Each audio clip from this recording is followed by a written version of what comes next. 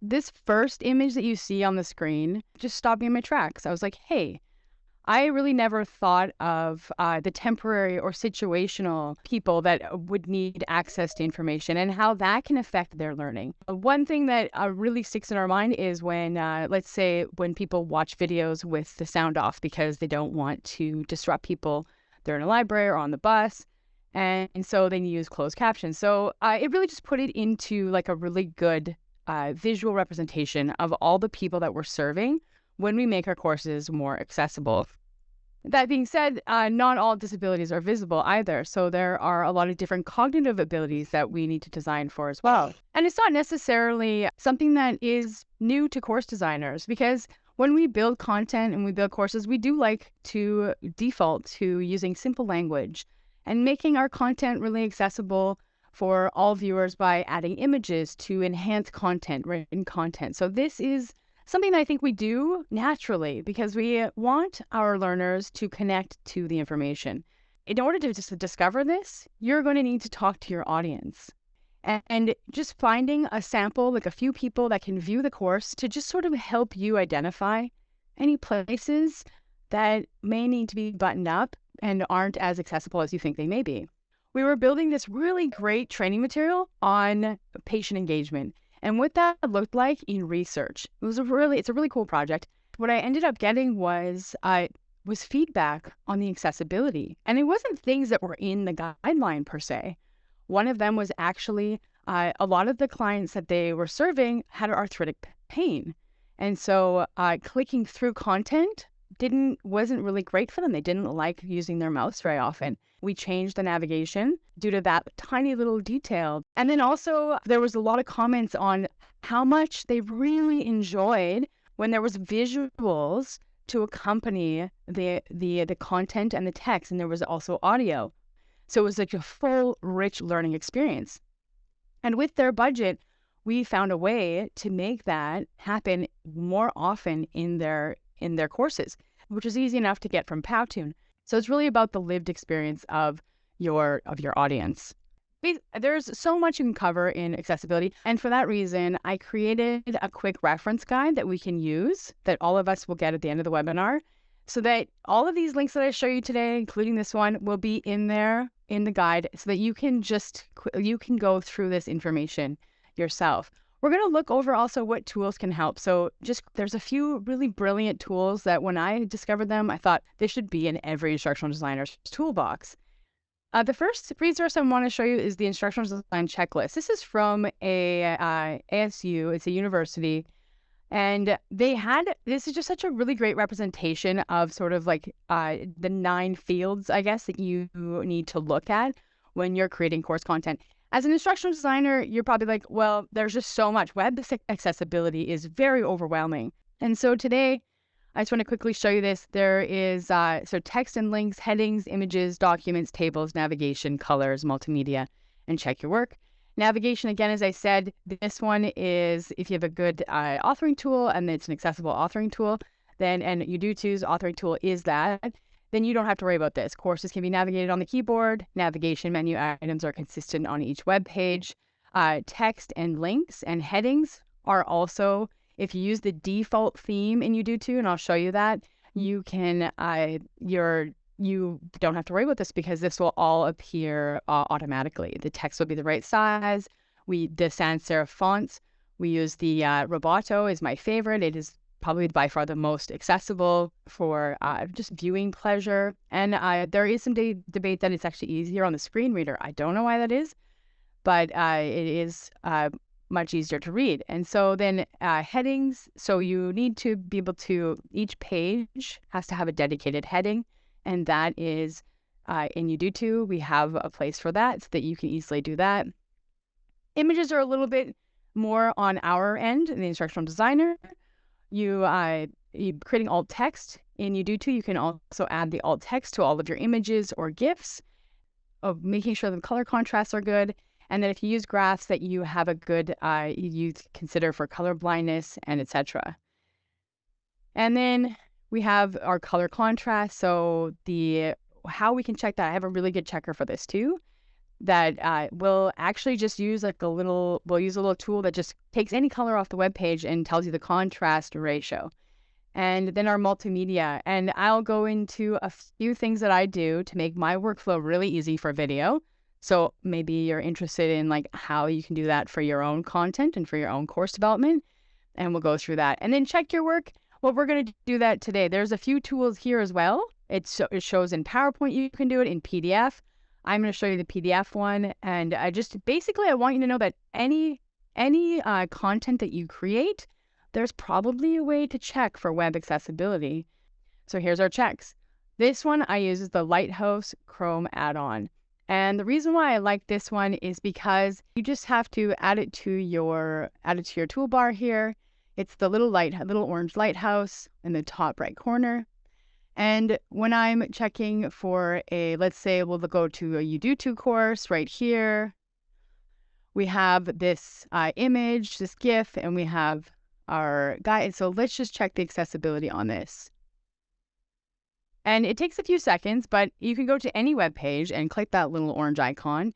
And now you can get a report on what details need to be looked at. So if there is a contrast color, if you decide to pick for example, your brand, you're like, oh, I want to use my brand colors, then it'll tell you whether or not that's a good contrast ratio for readability.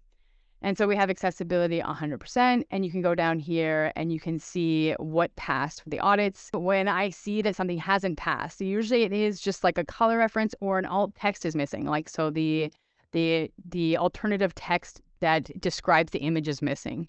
You also have the PDF accessibility check. We'll look at that. So this is what it looks like in the PDF. So if you go to the right-hand side, it says here accessibility check. So right when you open up your PDF, any PDF, you can do an accessibility check on it.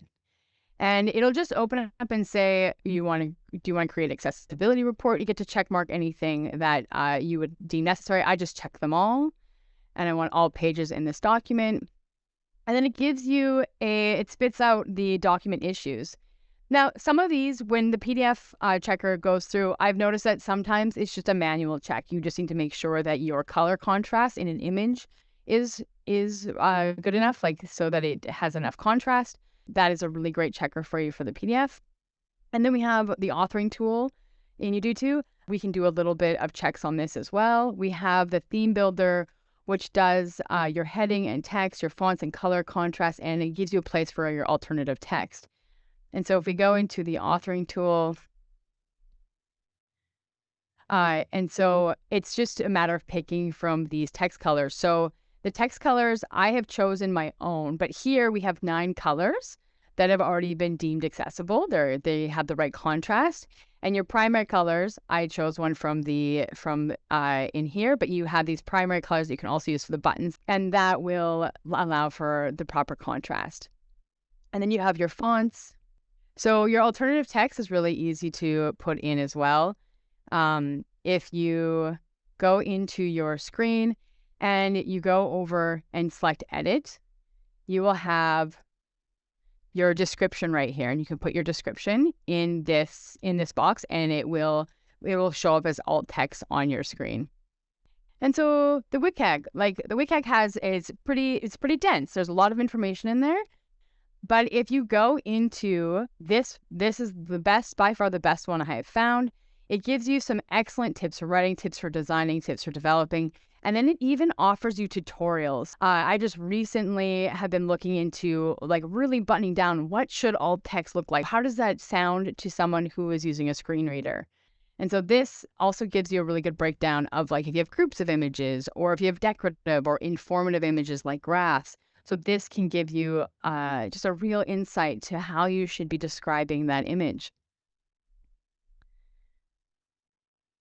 And this link will also be in the quick reference guide. If you have an image or if you have a video, you're going to need to add some text in order to present that in a different context.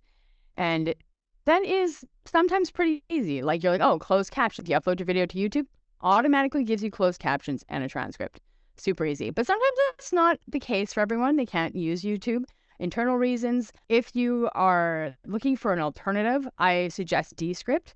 This is just like a fun little video If you continue, that I made, but it shows will be destroyed. our closed captions on the bottom. Dissolve into the ether. And the only thing to remain is the core belief that you are meant for a greater destiny. And you can actually customize that text at the bottom if you want. That is the best contrast ratio, the white on black. But you can customize that if you'd like to use it in your own branded colors, or however you'd like. If you'd like to pop them up in a different spot on the top of the video. So this is just a quick video, and it shows you how to use Descript. So this is something that's also on our YouTube channel, and that will be in the quick reference guide. And you can use that. You can go and reference this to make your own captions with Descript. So here we go. I analyzed Mr. Beast's YouTube video library and found a goldmine of things he does to make them not just entertaining, but also accessible to everyone. There are 3 simple things Mr. Beast does that are useful for any kind of content creator. And we're going to hack these with the use of AI tools. Starting with the way Mr. Beast creates his captions. My favorite part is the way the captions are animated. And with the AI tool Descript, we are going to recreate this exciting caption look. So if you go over here to start a new project, this is where we can upload our video. I'll quickly give it a name. Now to add my video, I'll keep the default settings as English and add Jennifer as speaker name. This is so cool because it's text-based. The captioning is really easy to do. It even added commas and separated the text into paragraphs. I can go in now and fix up any of the text. This DID needs fixing. And from here we could just easily publish it now, and we'll have a video with a transcript that moves with the voiceover. But we want to apply the animated text, so we're going to hit the T at the top here and select captions. The captions are in, and from here when you select the text, a few options open up over here. Right beside captions there's a slider. Open that up and choose karaoke. You can see the active word turns blue. It's so cool. Let's see what this looks like played back. Allow you to create your very own animated personalized avatar. But if we go back to the slider, we can change the opacity. Right, so now only the text shows, and I can change it to a brighter color. With this tool, it's just so super easy to transcribe your videos and add animated captions. And I'm just having a lot of fun adding these captions to my videos. Another thing you'll notice in Mr. Beast's video is the audio is so crisp and clear. Blood. Before you can leave your tent in Antarctica, you need long pants, a long sleeve shirt, a second pair of pants, a third pair of pants. Thanks to Adobe Podcast, you can effortlessly fix your audio in no time. And it's super easy to do. You don't even need to create an account. You just go over to the Adobe Podcast linked in the description and upload your audio.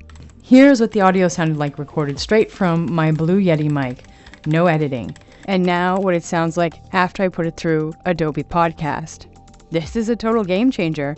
Viewers will tolerate blurry footage, but they are much less tolerant of poor audio quality. The final hack I'd like to look at is just unlocking how Mr. Beast paces his videos.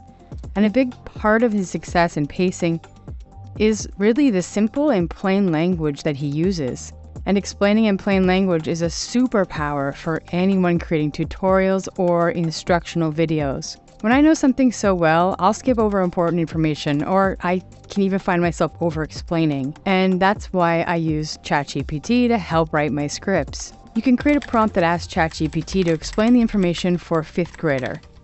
This helps edit your script and suggest simpler words. It will also make suggestions for any content that needs more explanation. There are other useful prompts, and ChatGPT can help with that too. Now with this Mr. Beast AI cocktail, your content can connect with a larger audience. And with the script and captions buttoned up, try these other 2 AI tools to help support your script and captions with AI animations and images. If you have any questions about accessibility, you can email me or Udutu, and especially if you're building in Udutu and you are coming across something that you would like further explained, please contact us. And thanks for joining us today.